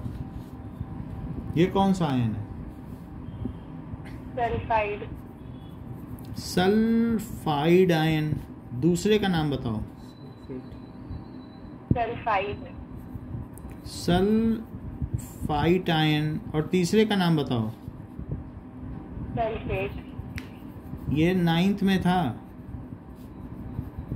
अगर इतना ही जानते हो तो दैट इज PO, ठीक है, 2 माइनस। अब यहाँ पर क्या है, PO3 माइनस का ही बताइए। 3 चीज़ों का ही पूछेंगे, ज़्यादा नहीं। दैट इज P3 माइनस और PO3 3 माइनस और PO4 3 माइनस, इसका बताओ। फॉस्फाइड। फॉस्फाइड। ये फॉस्फाइड। फॉस्फाइट, क्योंकि ऑक्सीडेशन स्टेट इसकी कम है और इसकी फॉस्फेट। फॉस्फेट। तो 8 में सबसे ज़्यादा ऑक्सीडेशन स्टेट होती, करके भी देखा जा सकता है। जैसे X है और -2 × 4, तो वहाँ क्या बचा? -3। तो X की वैल्यू कितनी हो गई? क्या +5? +5X ही ऑक्सीडेशन स्टेट, और इसकी कितनी होगी आप करके देख लेना, क्योंकि +3 आएगी, 6 है और 6 उधर जाएगा -6, तो +3 नहीं हो जाएगी? +3। ऐसे इस सल्फर की ऑक्सीडेशन स्टेट क्या है, बोलो, करके दिखा दें। X + -2 × 4 इज इक्व टू -2, तो X इज इक्व टू -2 + 8, तो X कितना हो गया? क्या +6? हाईएस्ट ऑक्सीडेशन स्टेट है, तो क्या 8 लगाती हो? और इसकी जरा करके बताओ मुझे, कितना आएगा बताओ, कितना?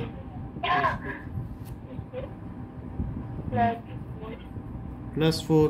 तो ये +4 हुआ। तो जब कम ऑक्सीडेशन स्टेट तो 8 लगाना, और जब ज़्यादा ऑक्सीडेशन स्टेट तो क्या 8 लगाओगी? और क्या ऐसा ही कुछ कुछ आपको हमने इसमें दिखाया था, हाइपोफॉस्फाइट में, सोडियम वाले केस में, बताओ, एक पेपर में नहीं कराया था? सोडियम हाइपोफॉस्फाइट, सोडियम फॉस्फाइट और सोडियम फॉस्फेट, बोलो। यदि आप इतना ही जानती हो तो NO2 माइनस और NO3 माइनस और N3 माइनस के नाम बताओ।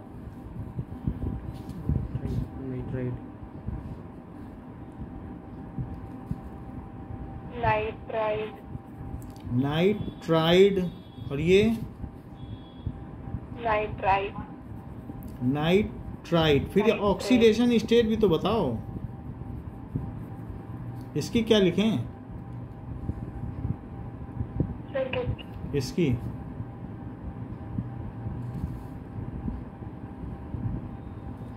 बताइए। और इसकी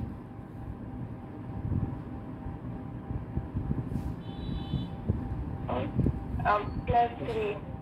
तो समझ में आ गई ना, 8 किस में लगता है और 8 किस में लगता है। एक जगह आपने गड़बड़ बताया था तभी मुझे पूछना पड़ा इतना सब, क्योंकि आपने सोडियम सल्फाइड में कुछ सल्फाइड मुझे लगा आपने बोल दिया। चलो कोई बात नहीं, अब मैं आगे की बात करता हूँ। S8 प्लस NaOH है और Na2S है। मैं आयनिक रिएक्शन दी है बुक में, लेकिन मैं आयनिक नहीं लिख रहा हूँ, एक्चुअल लिख रहा हूँ, जिससे आपको उसका सामना पता तो चले हो क्या रहा है। ठीक है, ये रिएक्शन है। S8 में S की ऑक्सीडेशन स्टेट बताओ। 0 मिडल स्टेट से अब ये दोनों तरफ जाएगा। यहाँ बताओ।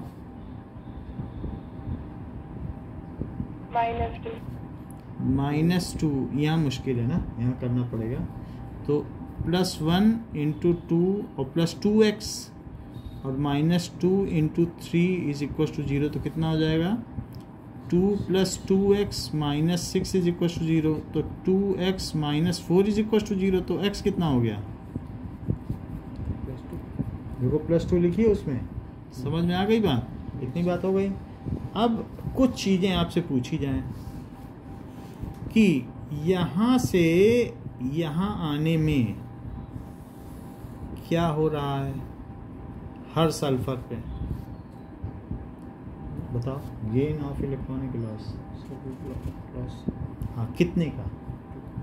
तभी तो प्लस चार्ज आ रहा है। लॉस होगा तो ये अच्छा बताया। लॉस कोई बात नहीं, कंफ्यूज हो गए, सीखना है आपको, असली चीज़ें सीखना है। अच्छा, यहाँ बताओ ये क्या हो रहा है? गेन कितने का? 2 इलेक्ट्रॉन, सिर्फ 2 इलेक्ट्रॉन बोलो, 2 इलेक्ट्रॉन। तो लॉस ऑफ 2 इलेक्ट्रॉन, लेकिन ये S2 है तो 2 फार्मूला तो नहीं बदल सकते, तो × 2 करना ही पड़ेगा। तो यहाँ पर भी हमें 4 अब दिखाना ही पड़ेगा। तो × क्या कर दें? 2, सिर्फ 4 होना चाहिए ना। 2 तो ये मजबूरी में दिखाना पड़ा। क्यों दिखाना पड़ा? क्योंकि यहाँ 2 है, फार्मूले में 2 है, उसे तो नहीं काट सकते। तो लेकिन यहाँ 2 होने की वजह से अब यहाँ पे हमें 2 दिखाना पड़ा, क्योंकि 4 हो गया। यहाँ 2 करने के लिए क्या यहाँ 2 करोगे? क्योंकि 2 सल्फर एटम होंगे तभी तो 2 होगा। तो अब यहाँ पर आपने 2 कर लिया। ये 2 है, ये 2 है, और ये कितना है? S8 है। मतलब ये S8 है। तो अब हमें क्या क्या करना चाहिए कि ये 0 की ऑक्सीडेशन स्टेट है और ये 2 माइनस है। और भी कहीं कोई सल्फर है क्या? तो ये +2 है, ठीक है, और ये -2 की स्टेट है, Na2 है। इतनी बात हो गई। अब चूंकि यहाँ सल्फर 8 का है, टोटल कितने सल्फर हैं? 8 सल्फर हैं। तो मैं ऐसा कर दूं कि 8 सल्फर तो नहीं है, होने कितने चाहिए? यहाँ से देखने से 4 चाहिए। तो अब मैं इसमें क्या करूं कि और भी कुछ काम करें, तब तो काम करें। इसे मैं हाफ कर दूं। अब 4 सल्फर हो गए कि नहीं? 4 होने चाहिए थे कि नहीं? देख लो अमानसी, 2 सल्फर यहाँ, 2 सल्फर यहाँ, तो 4 होने चाहिए। तो यहाँ कितने हैं? 4 हो गए। ये एक बात बताओ, Na2 कितने हैं? 4 यहाँ, 2 यहाँ, तो कितने होने चाहिए? 4 कैसे होने चाहिए? ये 2 Na2 है, तो कितने हैं ये? 4 ये, 2 ये, तो कितने इधर होने चाहिए? 6 लिखो। अब सब चीज़ें बैलेंस हैं। ऑक्सीजन को बैलेंस नहीं किया जा सकता हाइड्रोजन को, क्योंकि ये आयनिक रिएक्शन है। समझ में आई बात कि नहीं? अब इसमें किससे मल्टीप्लाई कर दो? हाफ होने की वजह से। बताओ, 2 से कर दें? बोलो। तो ये क्या हो जाएगा? S8 और +12 NaOH हो जाएगा। और क्या हो जाएगा? रिएक्शन हो रही है। पूरी रिएक्शन। तभी तो ये, जब किसी चीज़ में ऐसे एक में करोगे तो बैलेंसिंग बिगड़ जाएगी, और वहाँ करोगे तो क्या? 4 Na2S, और यहाँ करोगे तो क्या? 2 Na2S2O3। बोलो, है बात सही कि नहीं? लेकिन अब उसे आयनिक रिएक्शन में बदलो। तो इसे S8 लिख दो, और क्या इसे 12OH- लिखोगे? और उधर जाओगे तो क्या 4S2- लिखोगे? क्योंकि Na से में क्या लेना देना है? Na तो प्लस है ना, और Na+ है, ये 2-, और इसको भी Na को छोड़ दो और इस पर 2- लगाओ। तो क्या 2S2O3 2- लिखोगी? बोलो, बैलेंसिंग समझ में आई है मानसी? अब बुक से चेक कर लो। वाटर से भी बैलेंसिंग की गई, वाटर हमने नहीं लिखा है, वाटर लिख लो। चलो कोई बात नहीं, वाटर भूल गए, वाटर हमें लिखना चाहिए क्योंकि उससे बैलेंसिंग होती है। कोई तो हम वाटर लिख देते हैं, उससे बैलेंस भी कर देते हैं। तो यहाँ लिखो वाटर, तो H2O तो यहाँ पर 6 हैं, तो क्या यहाँ 3 लिख दें? बताओ, क्योंकि 6 हाइड्रोजन है कि नहीं? ऊपर देखो कितने हाइड्रोजन है, तो इधर कितना लिखें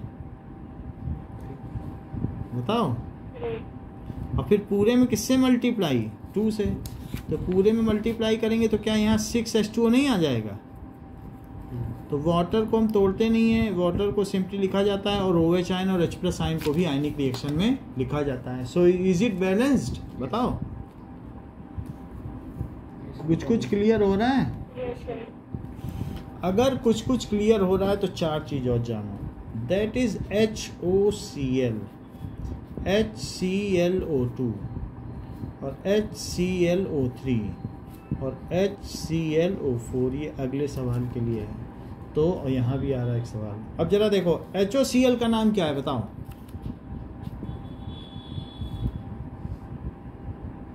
हाइपोक्लोरिक। चलो अच्छी बात कही है, हाइपोक्लोरिक एसिड। दूसरे का नाम? हाइपोक्लोरस नहीं बोला, क्लोरिक बोल दिया। ऐसे गड़बड़ी करोगे तो सब बिगड़ जाएगा। इसका नाम बताओ। Chlorous acid. अगले का बताओ।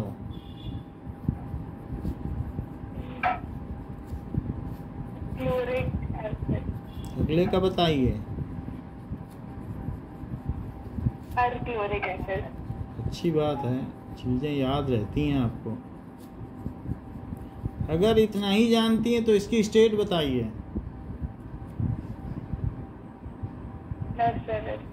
इसकी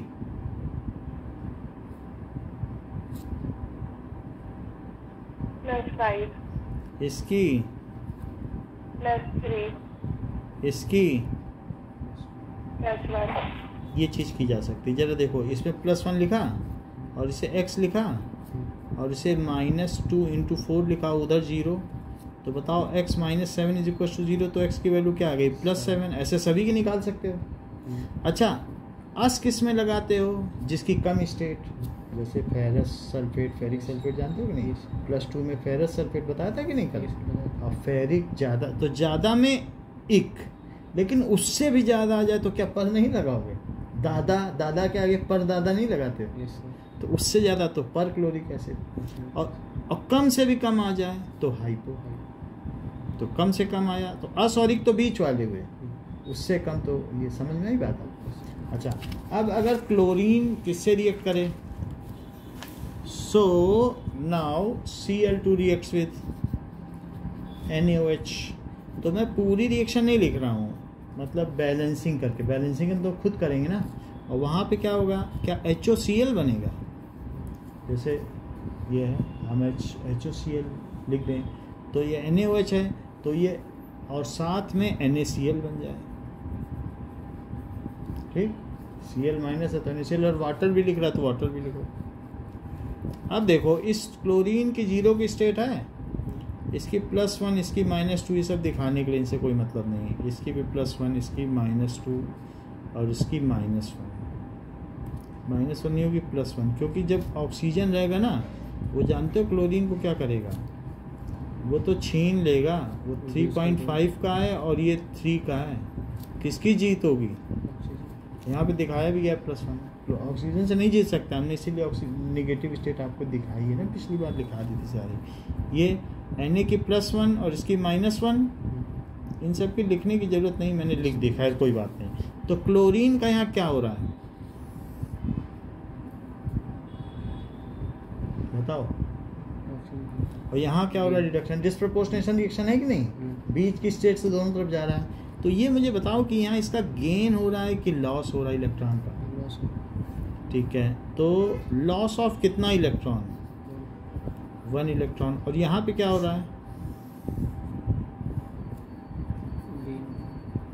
गेन ऑफ 1 इलेक्ट्रॉन, इतनी बात है। तो अब हम बात करते हैं कि NaOCl और ClO, ठीक है। एक्चुअली यहाँ पर भी NaOCl बनेगा, सोडियम हाइपोक्लोराइड, ये NaOCl लिखते हैं क्योंकि वो निकल रहा है। तो ये 2 Na मिल के यहाँ क्या बना देंगे, 2 Na। यही चीज़ है, रिएक्शन इस तरीके की। बाकी कहीं कोई बदलाव तो नहीं होगा। बाकी 2H है तो H2O वहाँ पर है, 2O है तो 2O है, सब कुछ ठीक है कि नहीं। तो अब ये हमारी रिएक्शन समझ में आ गई, ये बैलेंस्ड है, समझ में आई मानसी? Yes, sir. और सिर्फ अब इसे हमें किस में कन्वर्ट करना है, क्या आयनिक रिएक्शन में?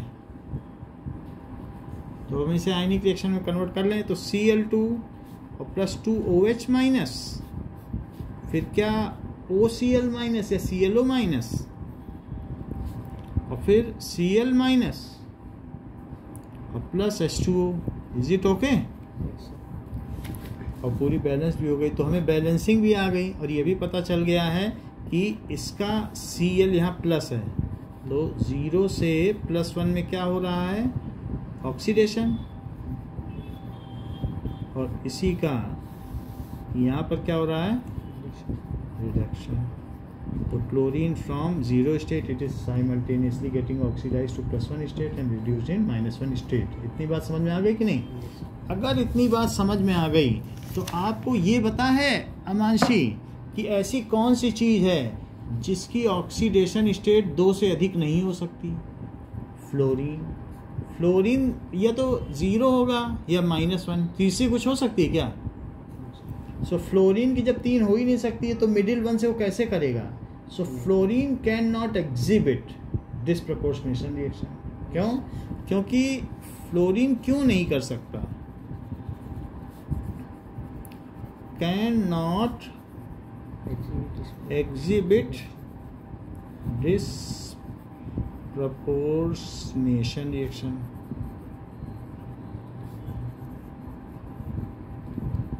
As it can exist in, क्योंकि मिडिल से दोनों तरफ जाना पड़ता है तब ऑक्सीडेशन। 2 ही हो तो कहाँ से कहाँ जाओगे? मिडिल है ही नहीं कहीं तो कहाँ से कहाँ जाओगे? इसकी तो 0 थी तो माइनस भी हो गया प्लस भी हो गया। 3 होनी चाहिए, एक से बढ़े और एक से घटे, और 2 में कहाँ से बढ़ेगा और कहाँ से घटेगा? नहीं। तो इस तरीके से it can exist in 0 oxidation state.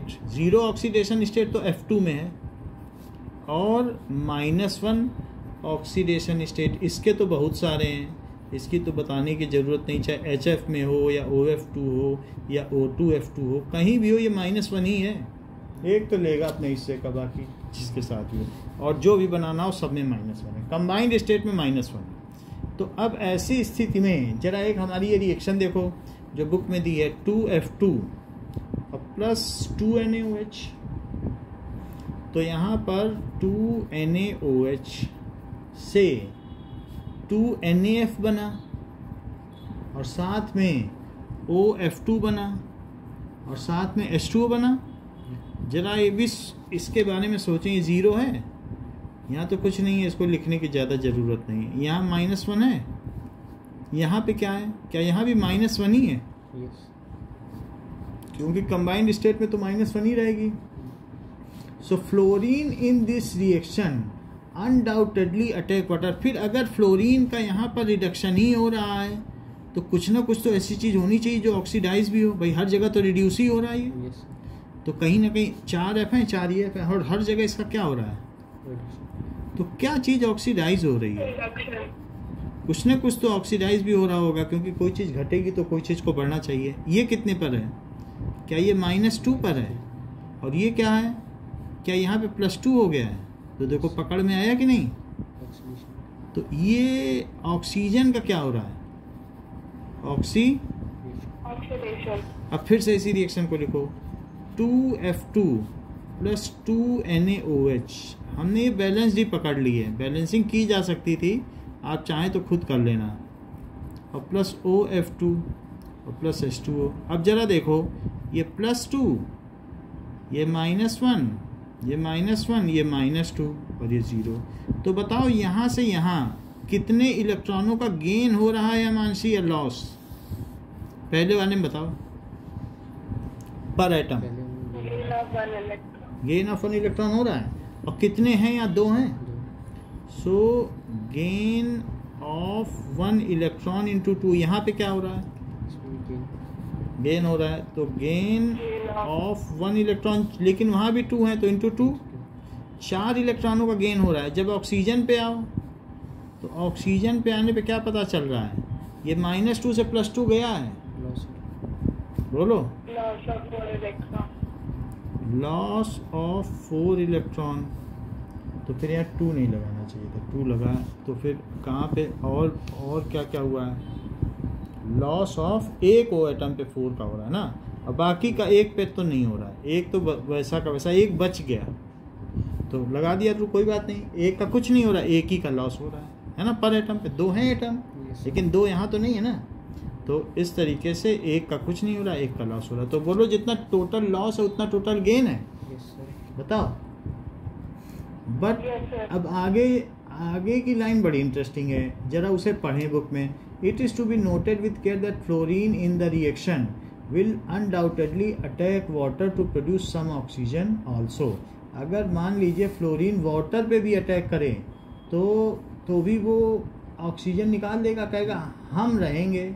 आपको पीछे एक रिएक्शन दिखाई थी कि नहीं, फ्लोरीन की, ओ को किनारे कर देता है, ऑक्सीजन को ही ऑक्सीडाइज करता है। मैं फिर से दिखाता हूँ, क्योंकि ये रिएक्शन अपने आप नहीं चमत्कार है। फ्लोरीन वाटर पे, बताओ पानी में फ्लोरीन गैस डालो, जरा देखो तो, पानी में फ्लोरीन गैस डाल दी, ये देखो, और ऑक्सीजन हटा दी कि नहीं इसने? बोलो। इसी के बारे में बोल रहा है कि वाटर से ऑक्सीजन को डिस्प्ले, वो इट कैन प्रोड्यूस वाटर, पानी भी पैदा कर, पानी में से ऑक्सीजन पैदा कर सकते हैं। अब आगे पढ़ो। So this departure shown by fluorine is not surprising for us. We know that limitation of fluorine being the most electronegative, it cannot exhibit any positive oxidation state. इसके पास 0 और -1 है, इस वजह से ये disproportionation reaction नहीं देता। कोई आपसे पूछे why fluorine does not exhibit disproportionation reaction? Because it is the most electronegative element and can exist only in 2 of oxidation state and not more than 2, so it does not give disproportionation reaction. बोलो, समझ में आ गई बात? लिखवाने की तो जरूरत नहीं है। बोलो, इतना ही रखो फिर आज के, समझ आ गई तो इतना ही रखिए, फिर इसके आगे अगली क्लास में परसों पढ़ेंगे। Okay, thank you. Thank you sir.